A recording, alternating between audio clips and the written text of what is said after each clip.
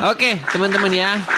Sebelum kita lanjutkan kembali, teman-teman, saya mengingatkan kembali ya teman-teman ya. Menjawab ataupun mendebat orang-orang Islam itu resikonya adalah dipenjara dan dipersekusi.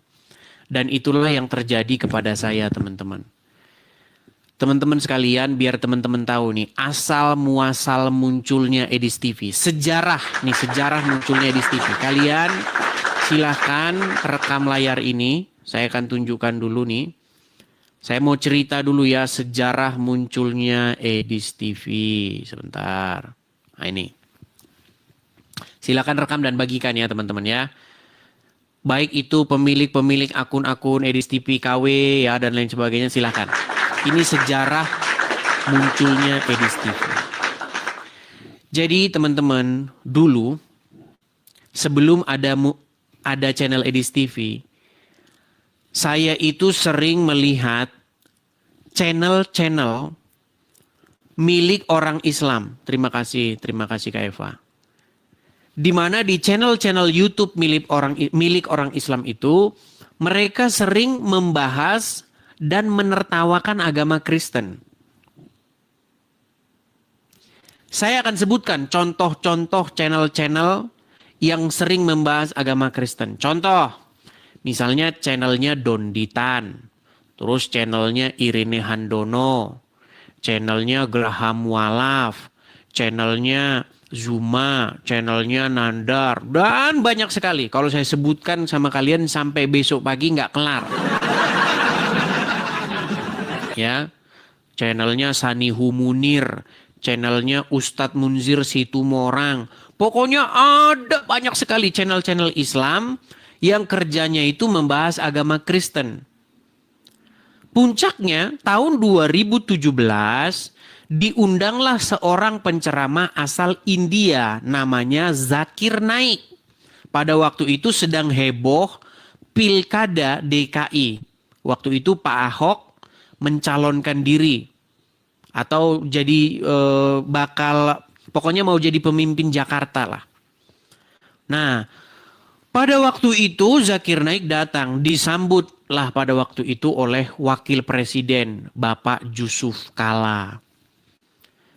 Nah, di dalam ceramahnya itu seperti biasa orang Islam membahas agama Kristen. Bahkan Zakir Naik di situ menantang-nantang. I challenge every Christian. Ketika dia menantang ya di atas podium itu, apa respon orang-orang Islam? Ketika Zakir Naik berkata, saya akan menantang seluruh orang Kristen untuk menunjukkan dan membuktikan bahwa Yesus berkata dia adalah Tuhan. Terjemahannya kira-kira seperti itu, karena kan dia berbahasa Inggris. Respon dari para penonton Muslim tiada lain tiada bukan teriak takbir.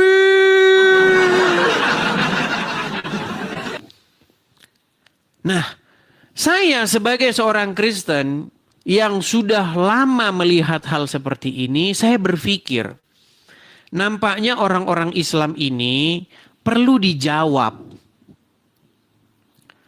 Jadi saya membuat video-video jawaban. Tetapi saya berpikir, di dalam sebuah permainan catur, itu tidak mungkin kita hanya menjawab atau bertahan terus. Kita juga harus melakukan yang namanya counter attack. Serangan balik. Nah, ketika saya membuat argumen-argumen serangan, mempertanyakan agama Islam, maka saya mengalami persekusi. Iya. Bahkan kepala saya dihargai 200 juta rupiah. Siapa yang bisa menemukan Edis TV ini, saya kasih 200 juta katanya. Waduh, pokoknya mengalami persekusi. Akhirnya apa? Akhirnya saya pergi meninggalkan tempat saya. Ya, sampailah saya di sini. Sampailah saya di negeri freedom of speech. Kebebasan untuk berbicara dan mengemukakan pendapat. Karena kita tahu di Indonesia, Kita tidak mungkin bisa berbicara tentang agama Islam. Di penjara, kamu di penjara. Nah, ketika saya sampai di sini teman-teman, maka saya ingin menyuarakan suara keadilan dengan maksud tentu saja yang baik. Kalau Anda boleh mengkritik, memberikan pertanyaan-pertanyaan seputar agama Kristen, maka saya pun sebagai seorang Kristen juga seharusnya secara adil, saya juga harusnya bebas boleh mengkritik dan memberikan pertanyaan-pertanyaan kepada agama Islam. Bukankah itu sebuah keadilan? Kita fair kan? Tapi saya juga akan pegang teguh. Kita tidak boleh dalam diskusi ataupun dalam debat, kita nggak boleh memfitnah. Makanya saya tidak pernah satu kali pun memfitnah Muhammad. Saya tidak pernah sekalipun menghujat atau mengatakan kepada agama Islam sesuatu yang nggak ada dalilnya. Bahkan saya memberikan tantangan. Kalau ada seorang muslim yang sanggup membuktikan bahwa saya memfitnah Muhammad, memfitnah agama Islam, saya akan menerjunkan diri saya dari Monas, sudah saya bilang.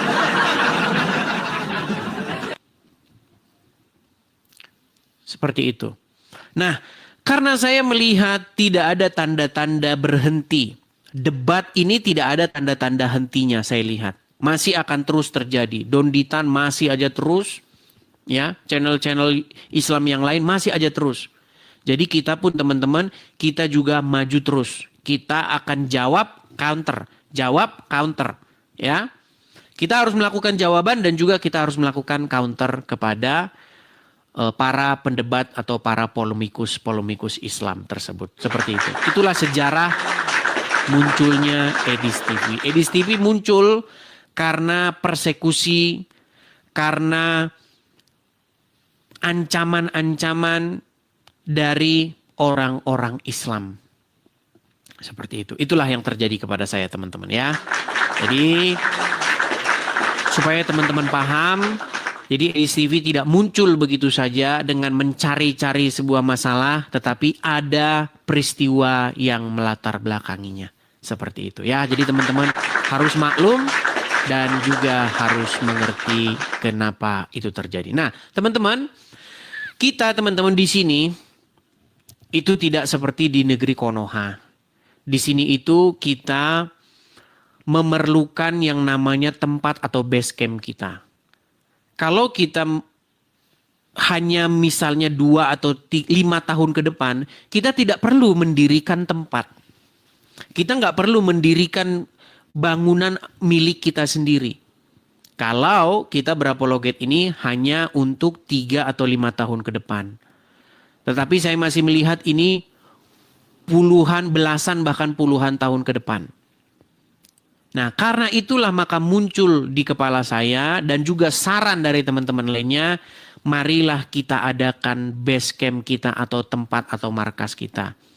Seperti itu, yang milik kita sendiri. Kalian tahu Mualaf Center Indonesia itu banyak. Mereka punya gedung sendiri. Kita tidak ada satupun. Tidak ada gedung atau rumah apologet, nggak ada. Nggak ada satupun. Mau di Indonesia mau di mana nggak ada. Itulah yang muncul di dalam benak saya. Jadi saya ingin mendirikan. Itu kerinduan saya teman-teman. Supaya kita punya rumah apologet. Di mana rumah itu nanti milik kita bersama. Para apologet yang kredibel ya. Bukan asal-asal apologet, enggak. Itu rencana saya akan kita gunakan sebagai markas. Jadi teman-teman kalau mau berapologet, boleh nanti dari rumah apologet. Nanti kita punya tempat yang cukup, ada kamar-kamarnya seperti itu. Jadi silakan teman-teman berapologet dari tempat yang aman seperti itu. Itulah visi dan misi rumah apologet teman-teman. Kita juga akan buat podcast. Selama ini kan kalian melihat debat kan?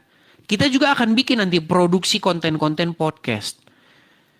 Karena kalian lihat yang bahas podcast tentang agama Islam, ya orang-orang Islam. Yang bikin podcast orang Islam bahas agama Kristen, ya orang Islam. Kita juga harus bikin ini podcast seperti itu. Nah itulah rencana kita ke depannya teman-teman. Itulah rumah apologet. Makanya teman-teman ya, sekalipun banyak di luaran sana orang-orang yang syirik, orang-orang yang tidak senang. Teman-teman percayalah teman-teman, target kita teman-teman bulan 12. Tapi tidak mungkin itu terjadi kalau tidak dari support teman-teman sekalian. Ini yang nonton ini ya ada 10.900. Taruhlah 10.000. 10.000 itu teman-teman 1%-nya dari 10.000 itu kan berapa? 1%-nya dari 10.000? 1.000 kan? Betul nggak? 1%-nya dari 10.000. 1%, makasih Kak Ceki, terima kasih.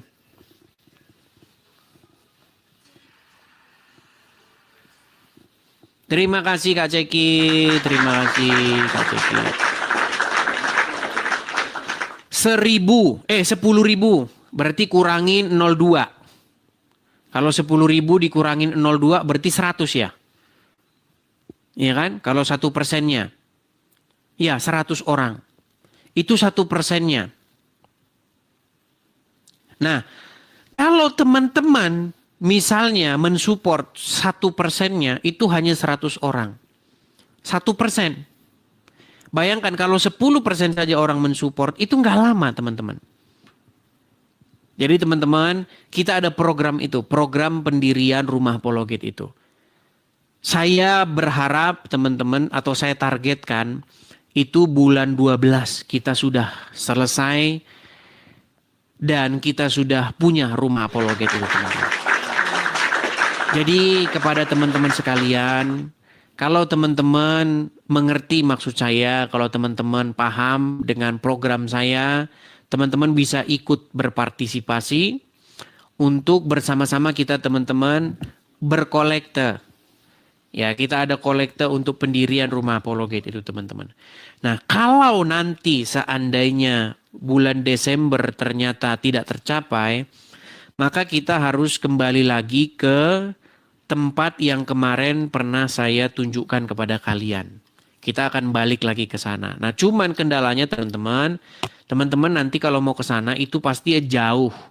Begitu, karena kalian harus mendaki gunung, lewati lembah, seperti itu, seperti kata lagu. Lewati gunung, mendaki lembah. Seperti itu.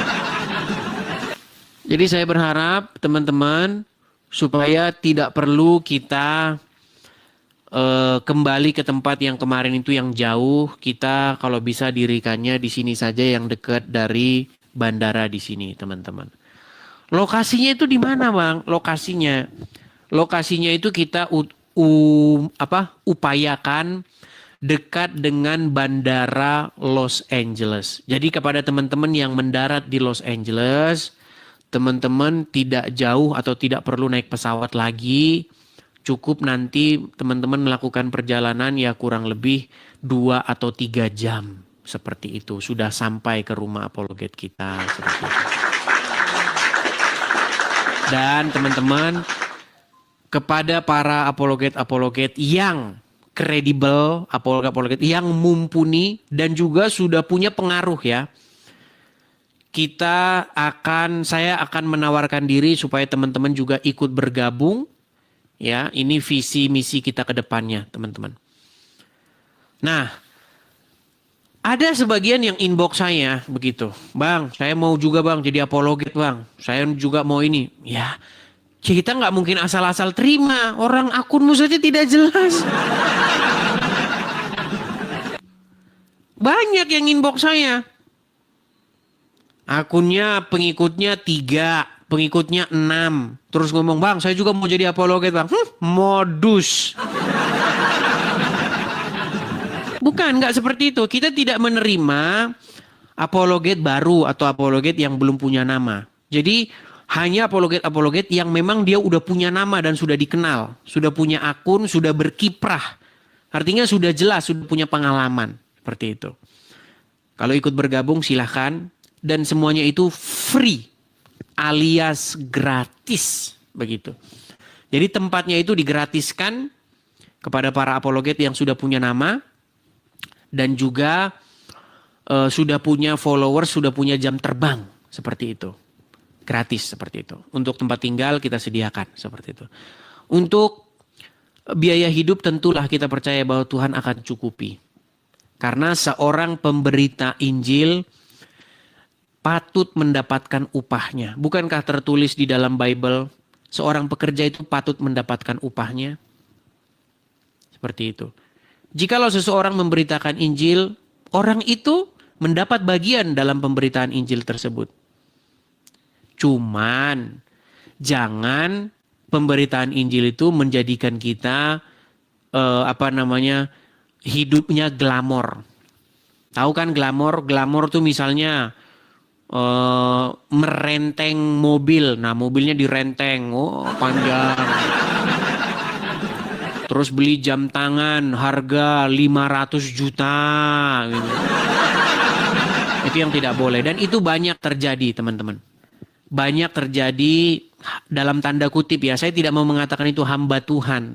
Karena hamba Tuhan itu dia mencukupkan diri dari pemberitaan Injil, bukan mengglamorkan diri dari pemberitaan Injil.